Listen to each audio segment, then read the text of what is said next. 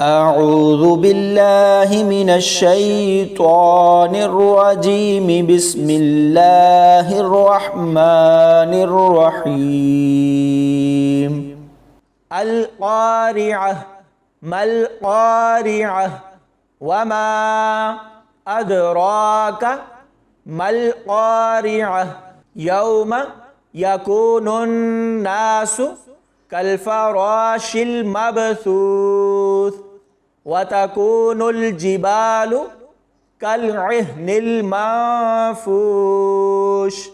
فأما من ثقلت موازينه فهو في عيشة راضية وأما من خفت موازينه فأمه هاوية وما أدراك ما هي نار حامية صدق الله العظيم.